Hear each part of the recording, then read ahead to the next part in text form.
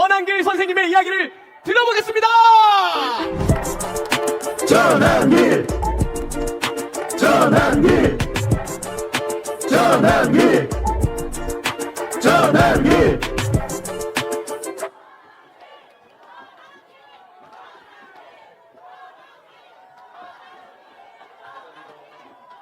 반갑습니다. 전한길입니다. 인사드리겠습니다.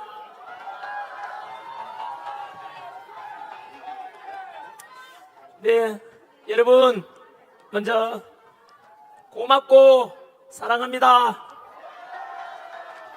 오늘이 3월 22일 주말인데 다들 각자 할 일도 많고 다른 할 일 다 제쳐놓고 이렇게 아스팔트 위에 나온 이유가 무엇이겠습니까? 바로 자유민주주의를 지키고 또 우리나라 사랑하는 마음, 그래서 각자 태극기 들고 성조기 들고 나오신 모든 여러분들이 바로 진정한 애국자고, 여러분들 때문에 윤석열 대통령이 직무복귀될 것이고, 그 덕분에 우리 자유민주주의 대한민국은 제자리 찾아가고 더욱더 발전할 것이라 믿습니다. 네, 오늘 우리 세이브 코리아 집회는 서울에서 시작해서 부산, 대구, 광주, 대전 이렇게 다 돌고, 이제 지난주에는 구미를 돌았고요. 오늘은 강원도 춘천에 왔습니다.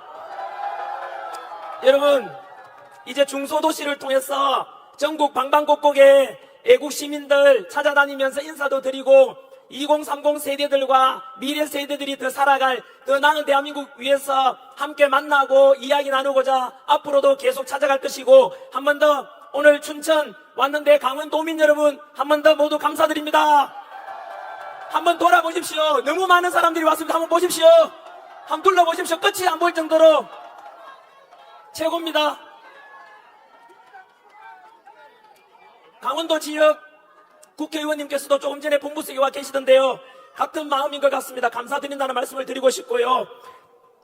먼저 저는 크리스찬입니다. 저는 하나님을 사랑합니다. 그리고 자유민주주의 대한민국을 사랑합니다.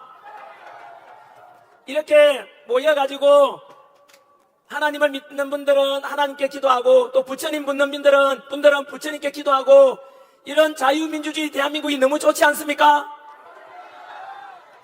반면에 북한이나 그리고 사회주의 중국에 가면은 당도 하나밖에 없고 시진핑이나 김정은 비판하면은 잡혀가고 종교의 자유가 없습니다. 중국에 가면은 이미 교회가 다 불탔고요. 신장 위구르 지역이나 티베트 지역에 가면은 그 지역 불교마저도 모두 다 탄압을 당했습니다. 그래서 우리 자유민주주의 대한민국은 종교의 자유가 있고 신앙의 자유가 있는 이런 게 너무 좋지 않습니까? 중국하고 실용주의로 가는 건 좋겠지만은 그렇게 사회주의 체제가 되고 종교 자유도 없고 신앙 자유도 없는 그런 체제는 저는 절대 반대합니다, 여러분. 현재 우리가 오늘 여기에 왜 모였습니까? 뭐 축제를 즐기고자 모인 건 아니지 않습니까? 아시다시피 아직까지도 벌써 100일이 넘었지만 우리나라에는 대통령이 현재 직무 정지된 상태고 국무총리도 탄핵 중에 있고 경찰청장도 없고 서울경찰청장도 없고 국방부 장관도 없는, 어떻게 보면은 너무나 위기 상황 아닙니까? 그지요? 그래서 이 오늘 제 연설은 춘천에서 진행되지만은 여기 언론인분들이 많이 와 계시기 때문에 전국 방방곡곡에 많은 분들이 보고 계실 거라 생각이 듭니다. 저는 오늘 이 마이크를 들고 바로 정치하는 분들께도 부탁드리고 싶습니다. 정치하는 지도자들이 잘했으면은 우리가 이 주말에 아스팔트에 나와서 이럴 필요도 없을 것 아닙니까? 대한민국은 지금 현재 이 위기 속에서 탄핵을 찬성하는 쪽의 집회도 어느 쪽에 열리고 있을 거고요, 반대하는 집회도 이것처럼 너무나 많은 사람들이 모여가지고 목소리를 내고 있지 않습니까? 그래서 지금 대한민국은 너무나 안타깝게도 국민들이 거의 두 조각이 나 있는 상황입니다. 하지만 여러분, 제가 수능 강사할 때 학생들한테 그렇게 이야기했습니다. 인생을 살던 인생론도 그렇고 국가론도 마찬가지로 지금이 위기라면은 위기에는 두 가지 뜻이 포함되어 있습니다. 위험하고 기회의 합성어가 위기라고 합니다. 지금 쉽게 말하면 우리나라는 탄핵 정국 속에서 정치, 경제 힘든 것뿐만 아니라 사회적 갈등은 크게 달하고 있습니다. 모든 국민들께서 참으로 걱정하는 마음으로 이렇게 지켜보고 계시고 또한 이런 나라 살려야 되겠다 싶어서 놀랍게도 비상기업 상황에서 바로 우리 2030 청년 세대들이 먼저 뛰쳐나와가지고 이러면 안 되겠다 싶어 나왔지 않습니까? 저는 이렇게 생각을 합니다. 지금 현재는 TV만 켜고 유튜브에 들어가기만 하면은 온통 싸우고 뭐 그런 뉴스밖에 갈등 뉴스밖에 없지만은 이번에 탄핵 정국을 잘 극복하면은 아까 말씀드린 대로 위험은 기회와 합성 아닙니까? 위기가 그죠? 그래서 우리 대한민국이 망하기를 바라는 나라들이 누군지 압니까? 여러분 사촌 논사면 배 아프다는 것처럼 국가 관계도 마찬가지로 우리나라가 잘 나갈 때는 이웃 나라가 못 나가고 이웃 나라가 잘 나갈 때는 우리가 찌그러지고 그랬습니다. 일제 식민 지배를 할 때는 일본이 잘 나갔지만 우리는 식민 지배를 받았지 않습니까?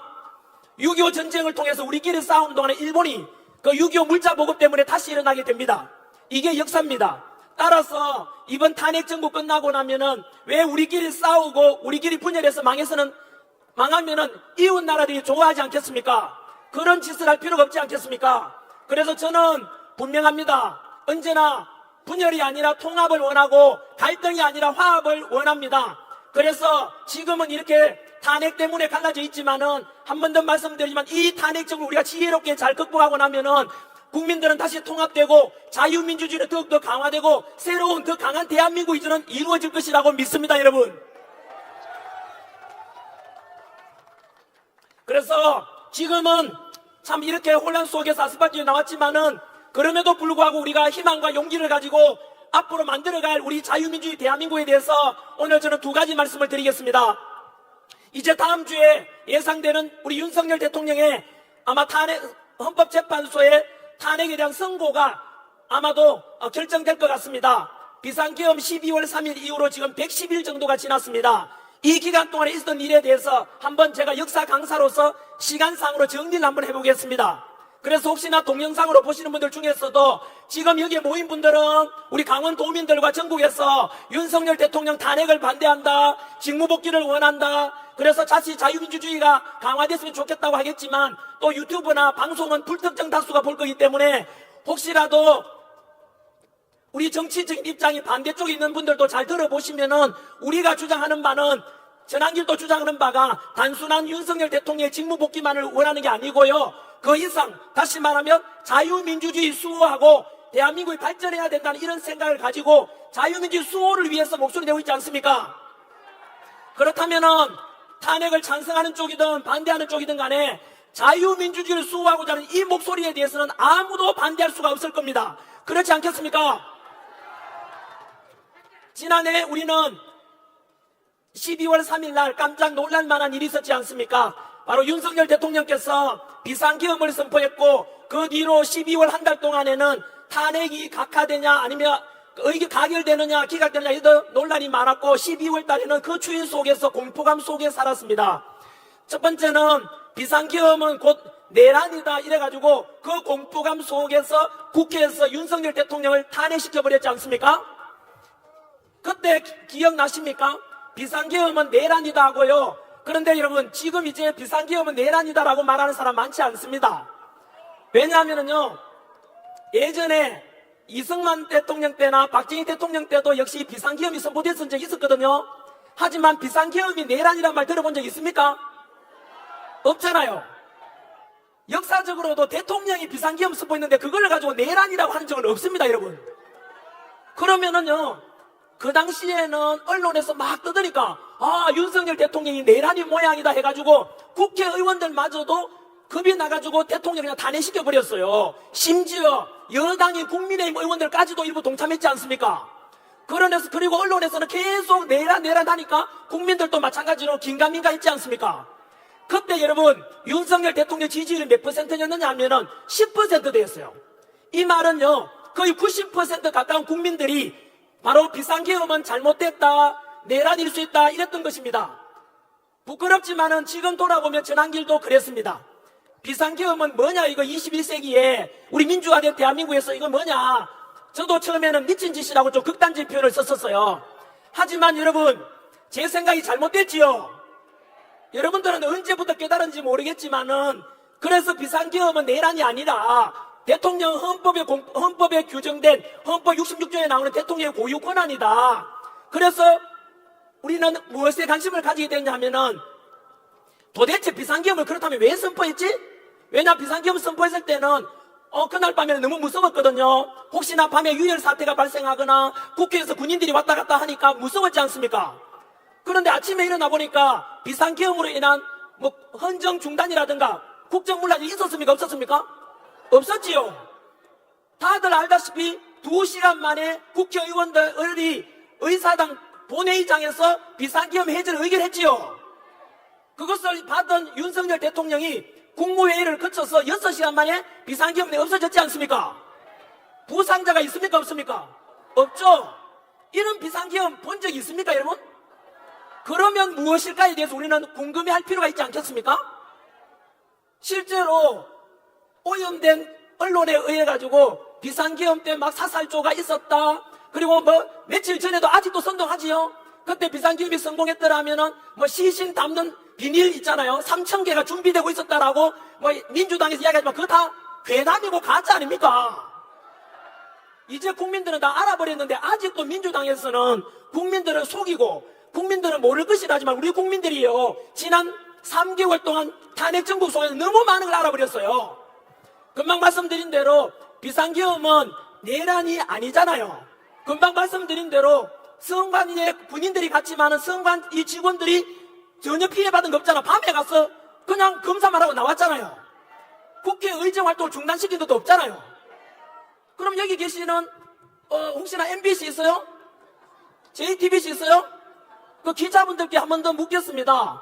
어제도 보니까 비상계엄을 선포한 윤석열 대통령 보고 내란 우두머리, 내란 숙이라고 하는데 그 기자분들 거짓말 아닙니까?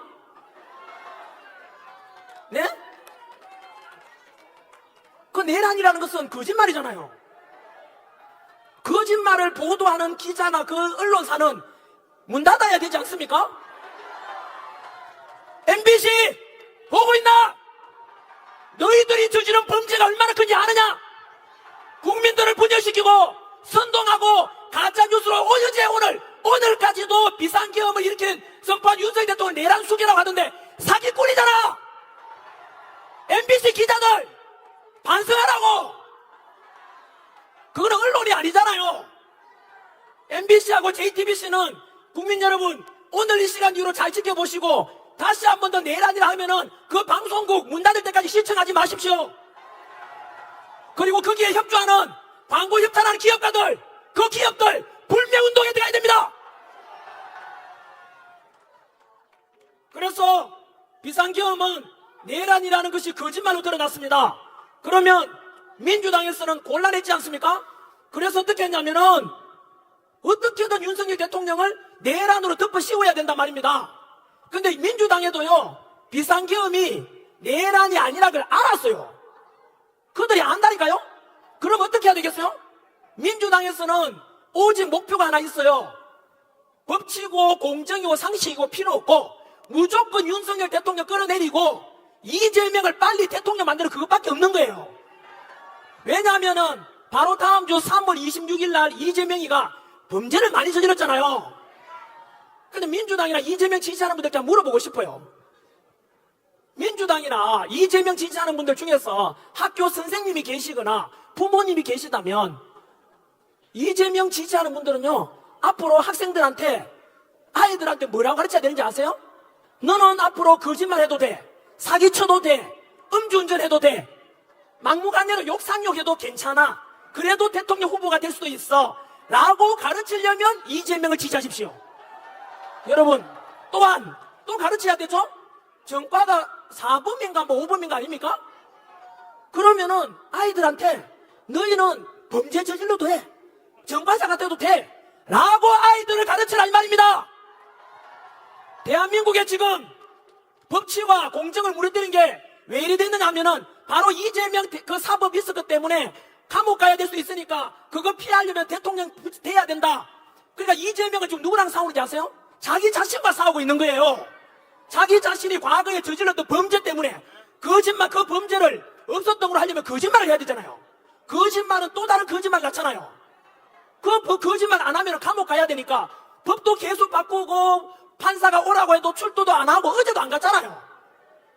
여러분, 이런 것은 저는 민주당을 지지하든 안 하든 간에 이런 것은 민주당 의원들도 사실은 부끄러운 줄 알아야 돼요.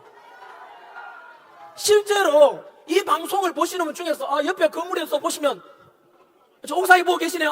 이재명 지지하는 분 계세요? 혹시나 이재명 지지하는 학교 선생님이나 부모님 계시면은 꼭 그렇게 학생들한테 아이들한테 가르쳐야 됩니다. 너는 범죄자가 돼도 돼. 정과사범돼도 돼. 그리고 너는 음주운전해도 돼. 사기쳐도 괜찮아. 정과자가 돼야 알았지?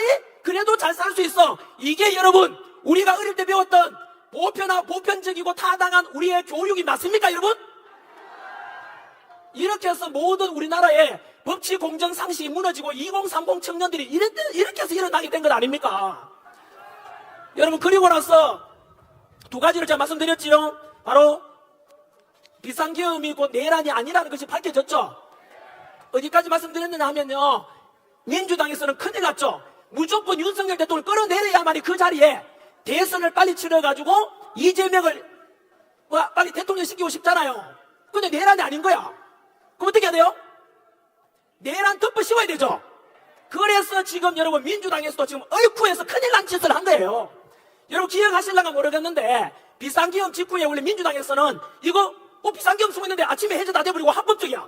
법에 어긋나는 게 없어. 어떡하지 해서 민주당이 했는 게 뭔지 아세요? 원래 대통령은 형사상에는 바로 내란이나 외환이 아니면 형사상 소출을 받지 않아요. 그래서 내란이 아니니까 뭐 했느냐면 외환을 덮으시고, 외환. IMF 외환 위기 그게 아니고요. 외환은 외부에서 남의 나라 쳐들어오게 만들어서 환란을 일으킨다는 뜻이에요. 그래서 여러분 민주당에서 뭐라고 했는지 아세요? 기억날 겁니다. 다 언론에 나왔었지 않습니까? 윤석열 대통령이 북한 김정은한테 이야기해가지고 풍선을 보내거나 드론을 보내가지고 국지전을 일으키라라고 이야기했다고 합니다. 여러분 윤석열 대통령은 철저한 한미동맹, 철저한 방공, 그런 기본 정책이 있는데 어떻게 북한을 끌어다 때 말이 됩니까, 여러분? 안 되니까 거짓말 하다가 민주당이 슬그머니 빠지가 외환이란 말 안 하잖아요. 그럼 또 어떻게 해야 돼요, 엄마? 여러분 두고 보시면 알겠지만은 탄핵 정부 끝나고 나면요, 민주당은요 당이 해체될 만큼 범죄를 저질렀어요. 뭐냐면은 금방 말씀드린 대로 내란죄를 덮어씌우려니까 안 되잖아요. 거기서부터 또 거짓말이 나왔죠.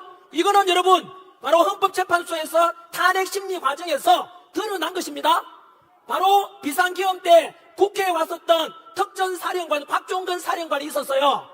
그 곽종건 사령관한테 민주당에서는 그 당시는 막 내란이라 분위기가 강했으니까 찾아가가지고, 야 곽종건 사령관 일로 와봐라. 니 내란에 가담했지?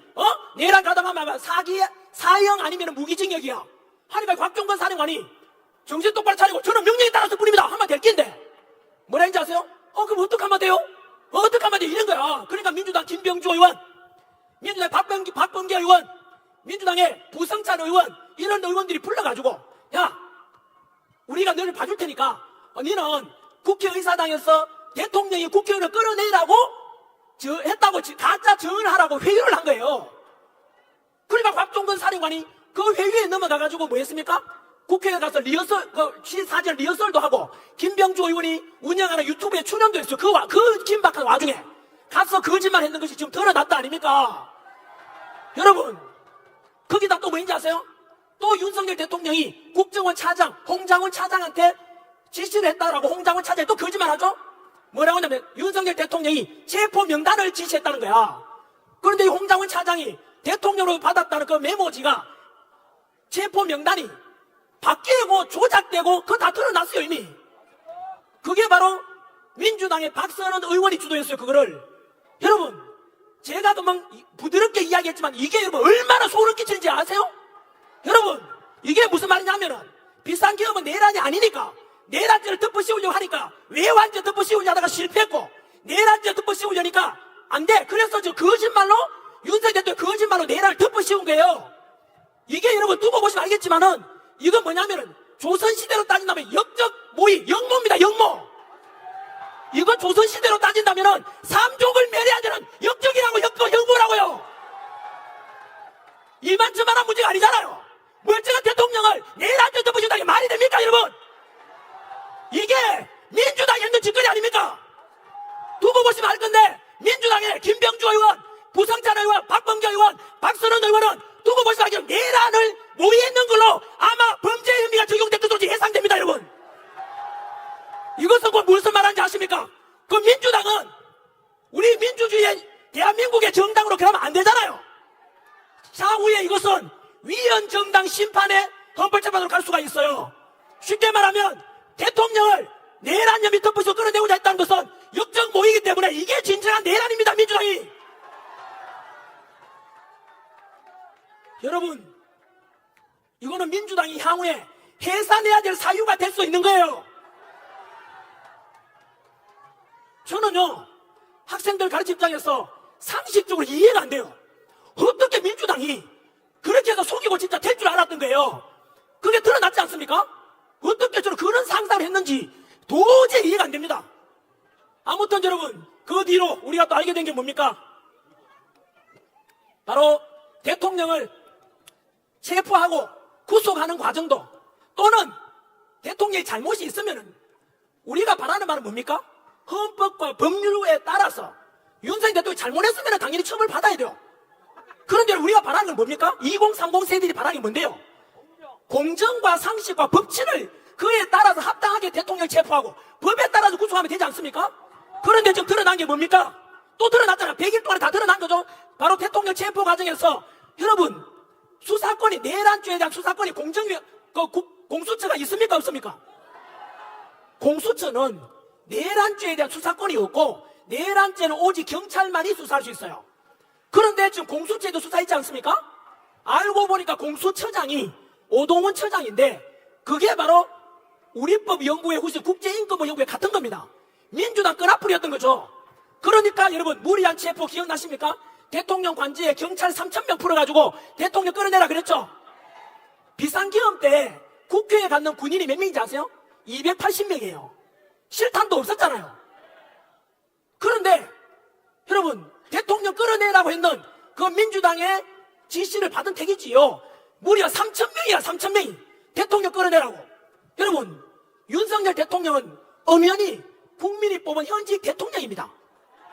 그런데 그 대통령에게 내란죄라고 하면서 끌어내라고 전 국민이 보고 전 세계가 보란 듯이, 그게 여러분 상식입니까?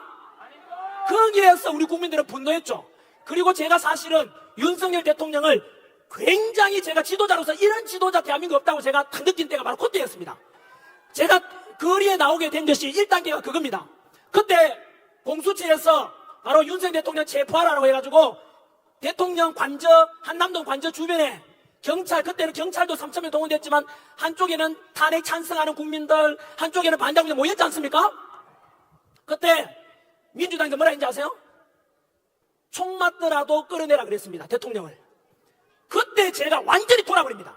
여러분, 뭐라고 했는지 알아요? 경찰 보고 총 맞더라도 대통령 끌어내라 그랬거든요. 여러분, 제가 공무원 강사로서 제 제자들 중에서 경찰이 정말 많습니다.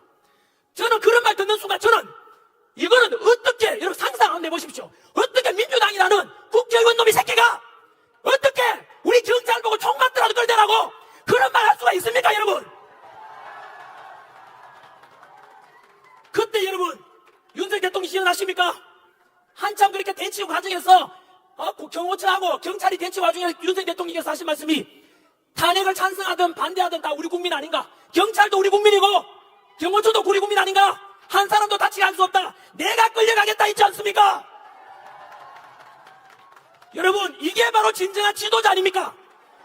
전국에 계시는 우리 12만 명 경찰 여러분, 총 맞더라도 끌어내라고 하는 민주당하고 경찰이든 경호처든 아무도 다치게 할 수 없다고 하는 윤석열 대통령 중에서 누가 경찰편인지 똑똑히 보고 선택하십시오.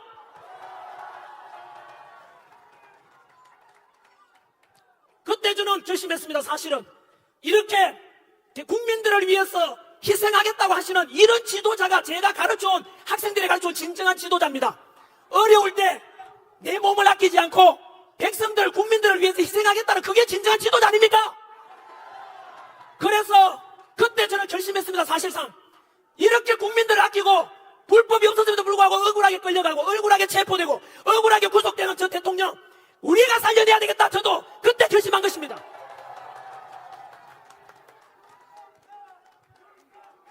윤석열, 윤석열, 윤석열. 좋습니다. 충분히 우리 윤석열 대통령께서는 칭찬받아 마땅합니다. 그럴 자격이 있습니다. 우리나라를 이끌어갈 진정한 지도자답습니다.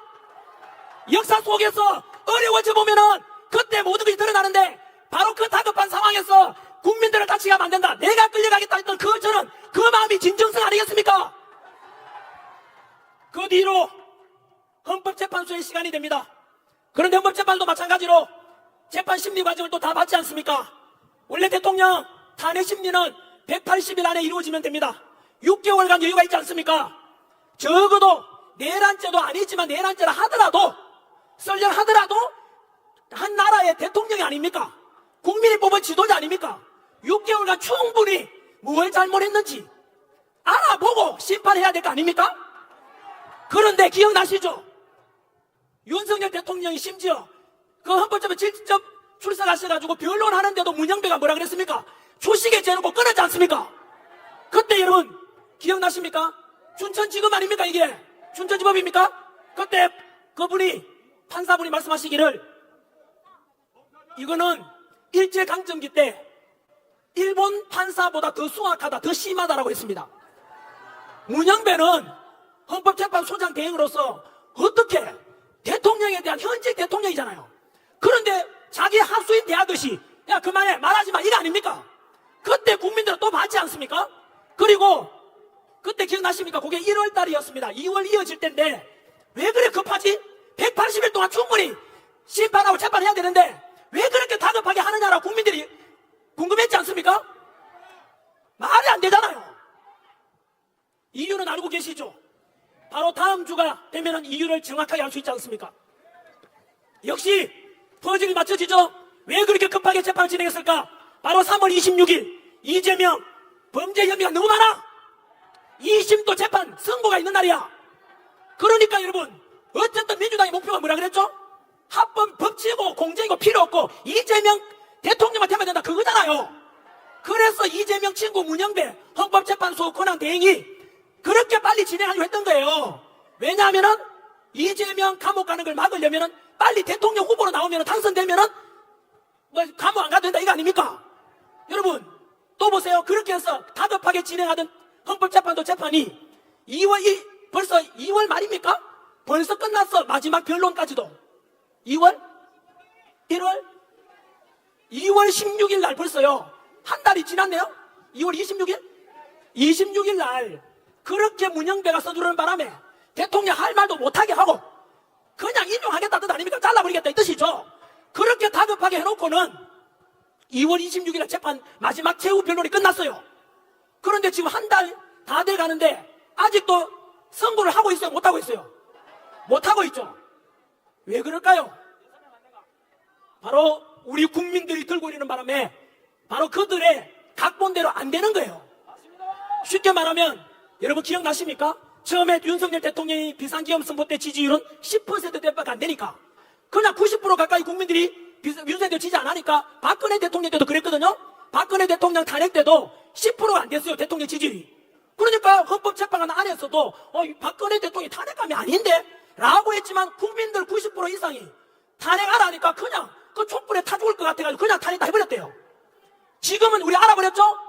여러분 2주 전 3월 8일 날 윤석열 대통령께서 구치소에서 석방될 때 기억나십니까? 바로 구치소에 억울하게 갇혀 계셨지만 한 번도 비굴하게 굴지 않고 떳떳하게 바로 국민만 바라보고 가겠다 했고 그 구치소에 나오신 날 기억나십니까? 그날 인사하던 거 기억나십니까? 저는 그때 너무 감동했습니다. 울었습니다. 윤석열 대통령께서 눈물 꼭 참고 계시는 거 보셨어요? 그때 바로 뭐라고 말씀하셨습니까? 관저로 돌아오셔서 바로 구치소에 갇혀 계시는 윤석열 대통령을 살려낸 게 바로 누구 덕분이라 그랬습니까? 바로 국민 여러분 덕분이라 그랬지 않습니까? 2030 세대와 미래 세대 덕분이라 그랬지 않습니까? 여러분들 윤석열 대통령 살려낸 것입니다.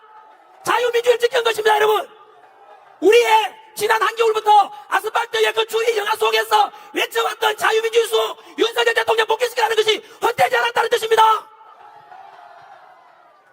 그러다 보니까 어느덧 윤석열 대통령 지지율이 50%를 넘었어요. 그러니까 문영배하고 이재명이 원했던 각본이 다 틀려버렸잖아요. 그래서 여러분 지금 최후 변론 끝내고 거의 한 달 가까이 돼가지만 지금 판단을 선고를 못하는 거예요. 안에서 생각이 뭐겠습니까? 여러분 이런 속에서 우리는 이제 중간에 조금 시간이 좀 또 다 됐다고 되어 있네요. 아직 여러분 원고 절반도 못했습니다. 춘천 너무 좋습니다. 강원도 사랑합니다. 국민 여러분 사랑합니다. 이것이 저의 마음이 아니라 윤석열 대통령의 마음 아니겠습니까? 윤석열 대통령 보고 계시죠? 태극기 흔들고 성조기 흔들고 이게 뭐겠습니까? 한미동맹을 통해서 우리나라 국방을 든든히 하고 윤석열 대통령 사랑하는 마음 표현 아니겠습니까?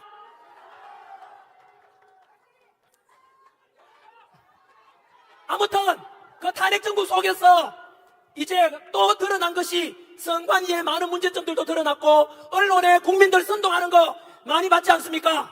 너무 국민들이 많이 알아버렸지요. 그래서 비상계엄은 곧 내란이 아니라 비상계엄은 곧 뭐다? 계몽령이다. 동의하십니까? 여러분 그 와중에 무엇을 우리 알게 됐습니까? 윤석열 대통령 탄핵을 그만 왜 시켰지? 민주당이 진짜 우리 윤석열 대통령 그렇게 잘못을 많이 했는가? 따져보니까 어이쿠 알고 보니까 우리가 먹고 살기 바빠서 무관심했는데 민주당에서 했는 짓거리가 뭐예요? 몇 번의 탄핵? 29번의 탄핵을 했는 거야. 그 탄핵 여러분 지금 헌법재판에 보냈는데 하나라도 탄핵 민주당 요구대로 가결된 게 있어요 없어요? 하나도 없어요. 8대0이야 8대8 전부 기각이야. 다음 주에 바로 3일 뒤에 있게 될 한덕수 국무총리님이 각하 기각 끝났어. 윤석열 대통령도 또 각하야. 여러분 이미 나와가 있어요. 이재명 유죄 판결이야.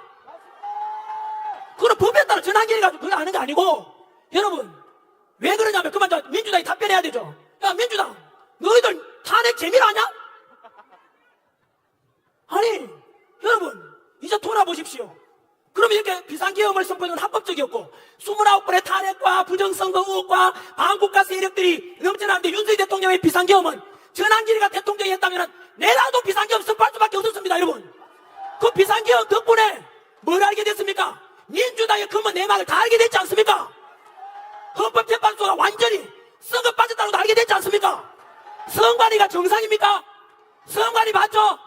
878건의 부정비리 상상을 초월하지 않습니까? 그거 비상계엄 아니어서 우리 알겠습니까? 언론이 이렇게 민주당 끈앞풀이 돼가지고 윤석열 대통령 무조건 내란이라고 하는 이런 언론 이런 더러운 언론들 우리 알지 몰랐지 않습니까? 비상계엄 덕분에 알게 됐죠. 그리고 여러분 비상계엄 덕분에 또 뭘 알게 된지 아시죠? 대통령의 그 민주당에서 그 탄핵했는 것 중에 감사원장 탄핵이 있어요. 감사원장 돌아왔죠 이미. 그 탄핵 사유가 뭔지 아세요? 전에 문재인 정부 때 미군의 사드 배치가 있었죠. 그 사드 배치는 미국의 군사 기밀이에요. 그 1급 비밀을 문재인 정부 때 정의용 안보실장이 중국에다가 넘겨주려다가 들킨 의혹이 있다는 거예요. 여러분 이거는 뭔지 아시죠? 1급 군사 비밀을 중국에 넘겨주는 거예요. 이걸 감사원에서 첩보를 입수해서 감찰을 하겠다는 겁니다. 그런데 민주당이 여러분 어떻게 했죠? 그거 여러분 간첩 잡겠다는 감사원장을 탄핵했던 거예요. 민주당은 답변해야 되죠? 야 민주당 너희들은 중국 당이야? 중국 공산당이야? 아니 어떻게 그런 걸 여러분 그런 감사원장을 탄핵한다는 것은 민주당 어느 나라 당인지 답변해야 되죠.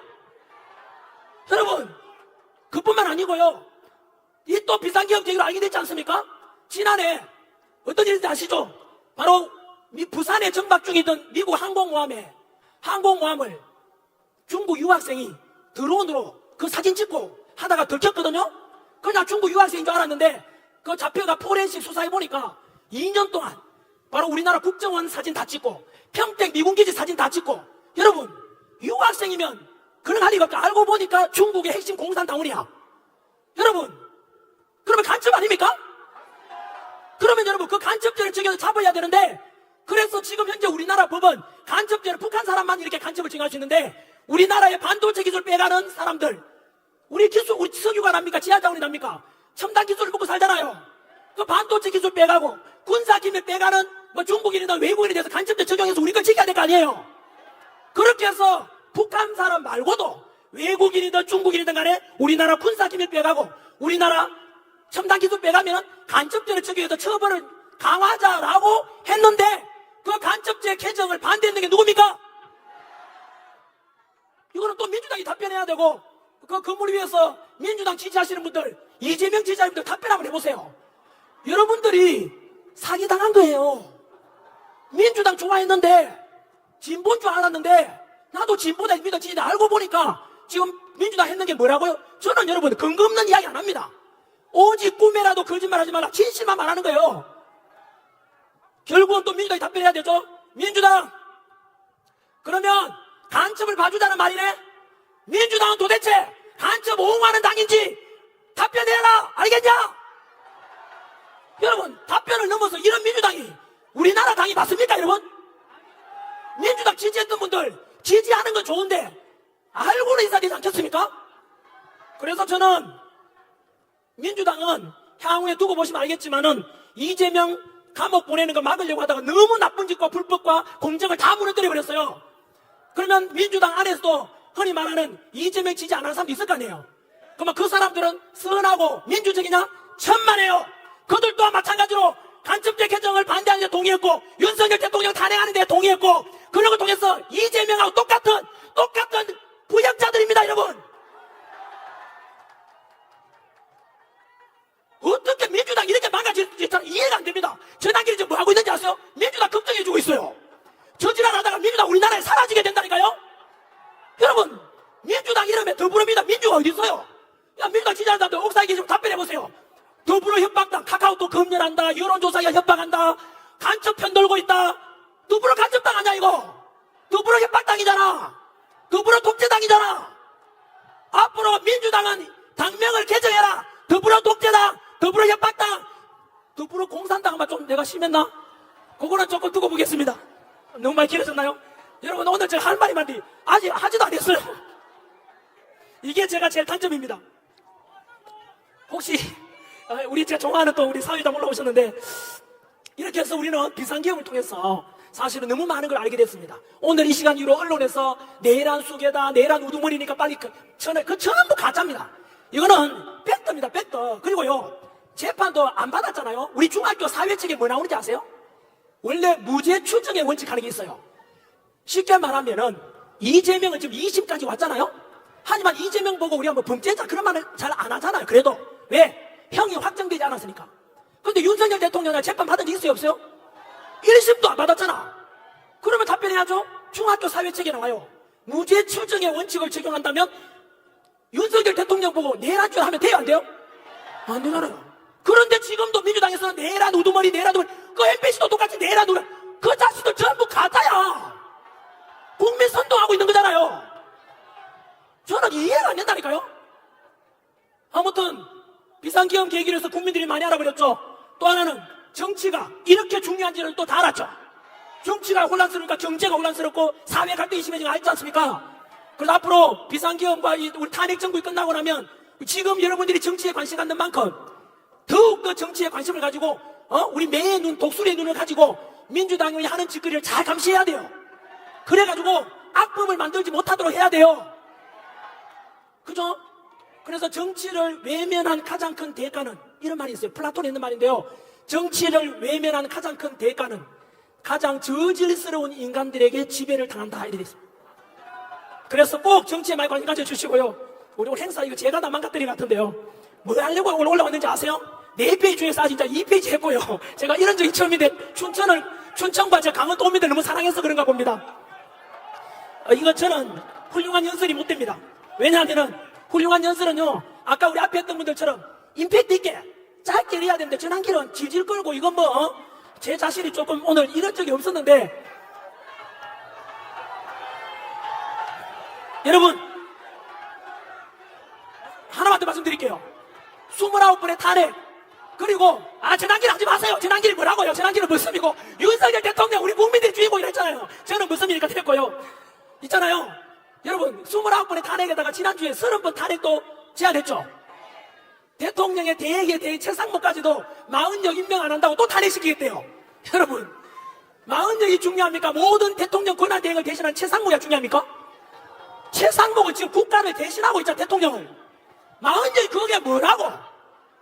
마흔여 임명 안 한다고 최상목 보고 권한대행 보고 협박했잖아요. 네 몸 조심해라 최상목. 국민 아무도 네 잡아갈 수 있다. 여러분 이게 말이 됩니까? 저는 이재명 대표의 내 구조가 신기해요. 나는 이해가 안 됩니다.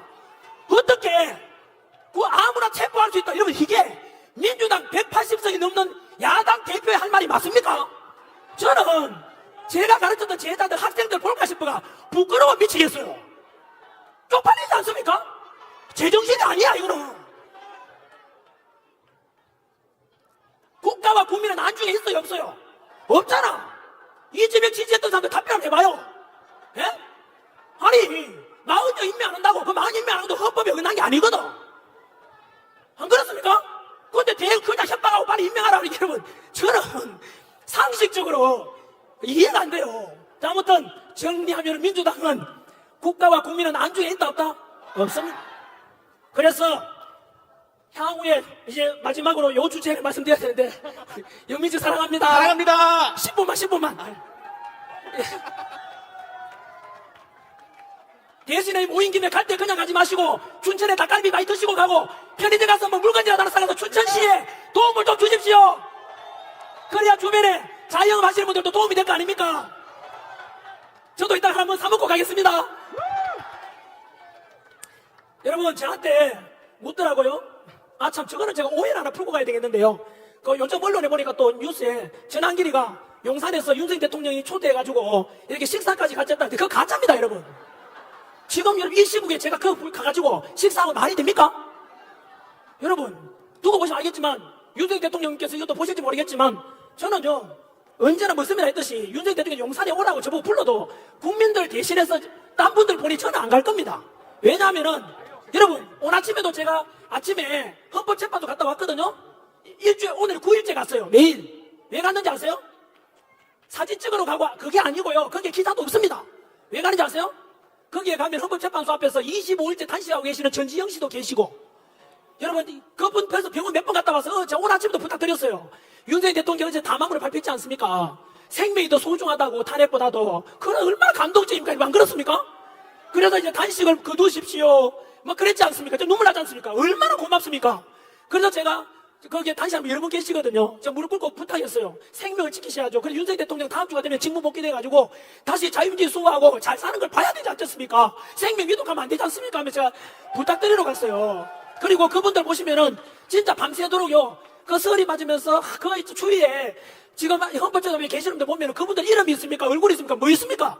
아무 이름 여러분도 똑같잖아요. 이름도 없이 얼굴도 없이 막 묵묵하게 태극기 들고 성조기 들고 대한민국을 지켰다고 하시는 여러분들이 위대한 것입니다. 여러분 위대한 주인공이죠. 그래서 저는 그분들 앞에 미안해가지고 저는 잠시 갔다 오면 되잖아요. 그분들이 진짜 애국자고 여러분들이 애국자인 거예요. 그래서 저는 우리 7, 80년대 또 민주화운동 해가지고요 민주당 운동은 같이 희생했는데 민주당 의원들 중에요 민주운동 아니에요. 국가보안법 위반이 그건 수두룩해요. 그래서 그분들이 혼자 열매 다 따먹고 있잖아요. 맞잖아요. 저는 그런 거 싫습니다. 그래서 진짜 여러분들이 아스팔트 위에 나오신 이름 없이 얼굴 없이 오직 윤석열 대통령 살려내자 탄핵 빨리 기각해라 석방해라 그분들이 진짜 위대한 여러분들이 위대한 주인공인 거예요. 아무튼 아까 그런 거는 가짜뉴스라는 말씀을 드리고 제가 7분 남았네요. 뭐냐면 저보고 기자가 질문했어요. 윤석열 대통령 다음 주에 월요일 되면은 한덕수 국무총리 각하될 거고 수요일 되면 이재명 2심 선고가 있고 이틀 뒤 28일인가요?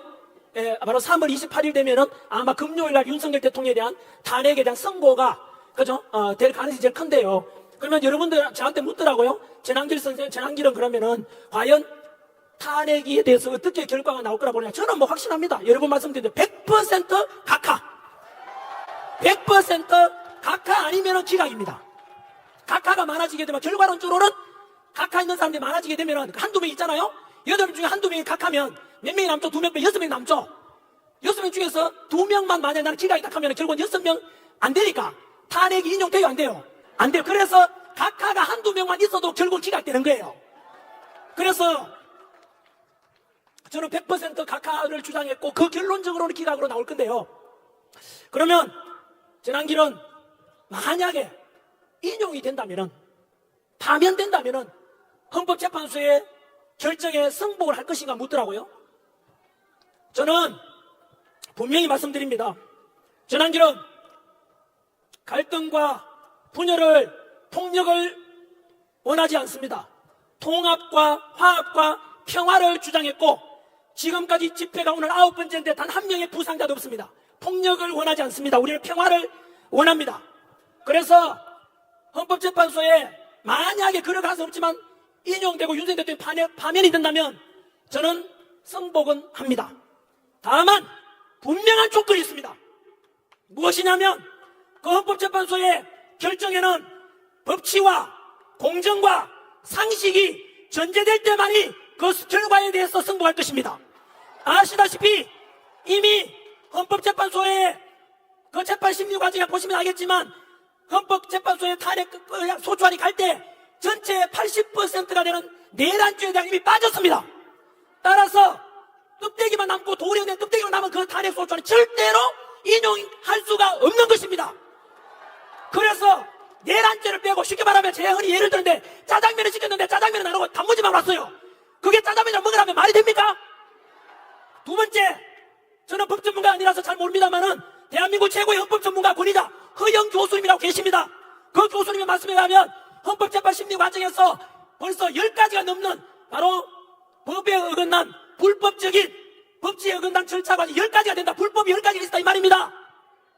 그러면 불법적으로 여러분 10가지가 불법이 되는데 그렇게 해서 나온 인용을 받아들일 수가 있습니까 없습니까? 자, 정리하면은 저는 분명히 답변합니다. 헌법재판소의 심판에 나는 승복한다. 다만 저는 전제 조건이 법치와 공정과 절차에 대해서 다 따랐을 때만이 저는 승복할 것입니다. 그렇다면 전한길은 그러면 저는 저항권 행사할 건데 헌법에 위배되냐? 폭력을 조장하냐? 아니라는 걸 헌법에 근거해서 답변드리겠습니다. 우리 헌법 전문에 보면 우리 헌법 전문에는 불의에 한거한 4.19 혁명 정신, 민주 정신을 계승한다고 되어 있습니다. 여러분, 지금 헌법재판소는 아까 말씀드린 대로 이미 10가지의 법에 어긋난 재판 심리가 있었고 본질적인 내란죄를 빼고 심리를 하고 있지 않습니까? 이미 불의한 재판관들 문영배, 이미선, 정정미, 정계선 다 불의한 재판관들입니다. 문영배 부도덕 성질이 다 드러났지 않습니까? 이미선 여동생 이상희 변호사가 대통령 퇴진 주장했지 않습니까? 정계선 자기 남편 황필기 변호사가 대통령 퇴진 탄핵 주장했지 않습니까? 재판 회피 신청을 하는 게 법치입니다. 상식입니다. 정정민은 주적이 누구냐? 북한이라고 말할 수도 없다고 했던 재판관입니다. 이런 속에서 헌법 정신에 맞춰보겠습니다. 여러분, 금방 말씀드린 대로 10가지 넘는 법에 어긋난 심리가 있었고 본질적인 내란죄를 빼고 이렇게 해서 엉망투성이의 심판을 하고 있는데 불의한 거 맞지 않습니까? 불의한 그런 헌법재판소의 결정에 따라서 인용이 된다면, 파면된다면 그 불의에 맞서는 것을 저항하는 것이 바로 우리 헌법 정신입니다. 여러분, 만약에 언론에서는 시끄럽다, 헌법재판소가 불법이든 법치에 어긋나든 공정이 무너졌든 무조건 따라라고 하는 언론이 있다면, 그런 민주당이 있다면 그것은 국민들을 개돼지로 보는 것이며 민주주의에 그리고 우리 헌법 정신에 완전히 정반대되는 주장이라고 저는 주장합니다. 그로 인해서 헌법재판관들도 알 것입니다. 절대로 제가 말씀 그런 근거에서 100% 대통령에 대해서는 각하와 그리고 기각이 될 것임을 저는 확신하는 것입니다. 마지막 2분만. 결정되고 난 뒤에는 제가 오늘 다음 주는 제가 어디더라? 울산을 갑니다. 세이브코리아. 저는 울산 가는데 울산 가서 말씀드리겠습니다. 그때는 아마도 헌법재판소 심리가 끝났을 때, 그 선고가 끝났을 때쯤인데 만약에요 각하가 되거나 기각되지 않습니까? 1차적으로 윤석열 대통령 직무 복귀하겠죠? 그 다음에 우리가 해야 될 일이 있습니다. 여러분, 정치는 기본적으로 2가지 정치는 해야 될 게 있습니다. 정직해야 되고 책임을 져야 됩니다. 그러면 여러분, 12월 3일 비상계엄 이후로 지금까지 115일, 다음 주에 115일 되는데 지금까지 모든 국민들이 갈등을 빚었고 경제적인 손실이 어마어마하고 그리고 국민들은 차가워 이미 돌아가신 분이 2분이 계시지 않습니까? 그 모든 것을 일으킨 것은 누구 때문입니까? 탄핵을 주장했던 민주당이 모든 것의 원흉 아닙니까? 책임을 져야 될 거 아닙니까? 죽어가신 분들과 우리가 이렇게 고통스럽게 한겨울부터 100일 동안 투쟁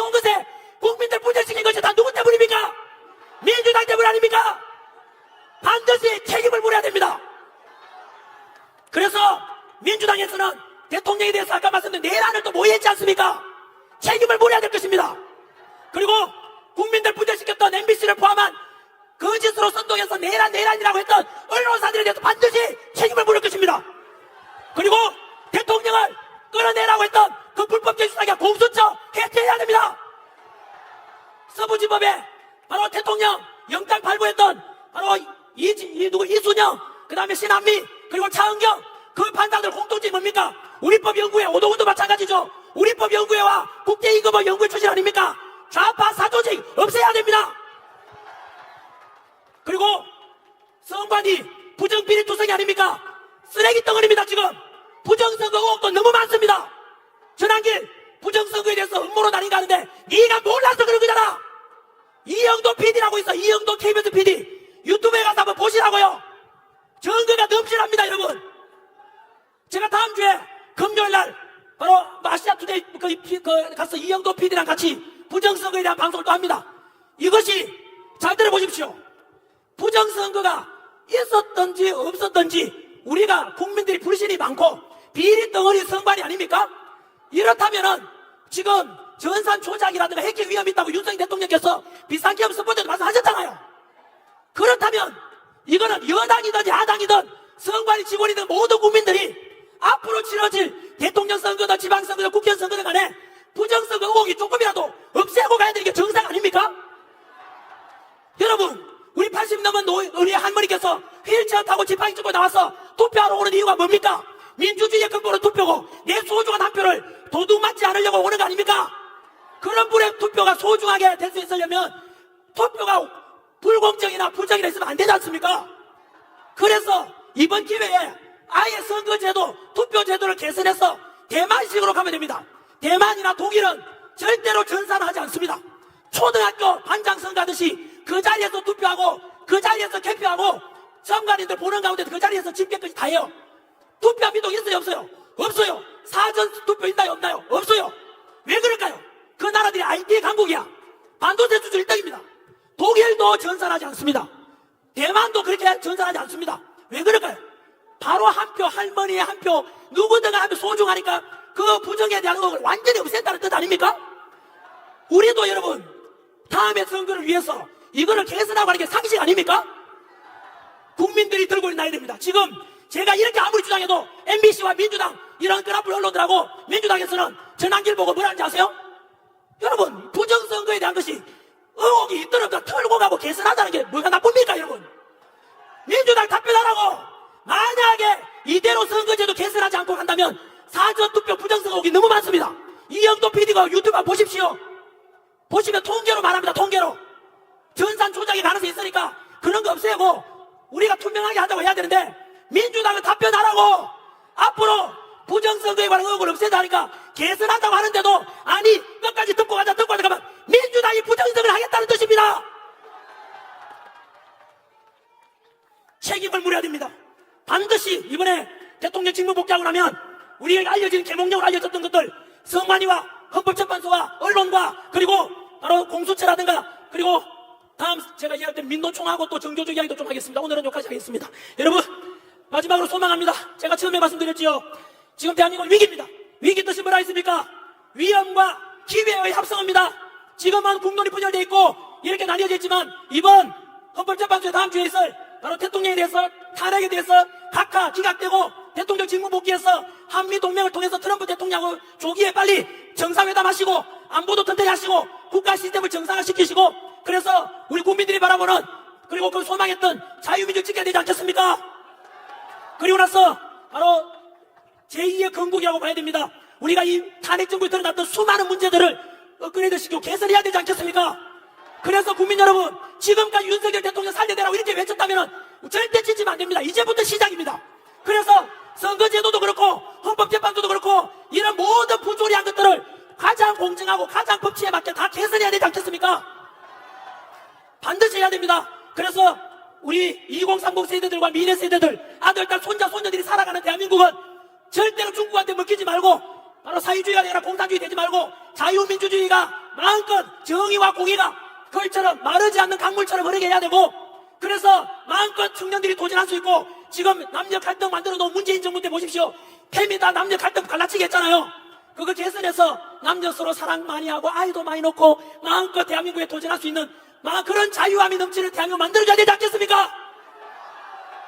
그래서 우리 지금까지 여러분들께서 한겨울 아스팔트에 나오고 한겨울에 윤석열 대통령 직무 복귀시켜야 된다, 대한민국 살려야 된다라고 그 외쳤던 것에 대해서 절대로 약화되지 마시고 끝까지 윤석열 대통령 우리 정부 성공시킬 때까지 끝까지 지지를 보내주십시오. 여러분, 저도 끝까지 함께하고 다음 주가 되면 이 언론들의 좌파론에 맞서 제가 언론사를 차립니다. 그래서 국민들에게 오직 꿈이라도 거짓말하지 말라는 그 기준대로 정직한 언론으로서 대한민국 국민에게 이 옳고 그른데 분명히 제가 사실 팩트 그대로 알려드리도록 하겠습니다. 감사합니다. 감사합니다. 지난 길 말고 윤석열 대통령 윤석열 대통령 사랑합니다.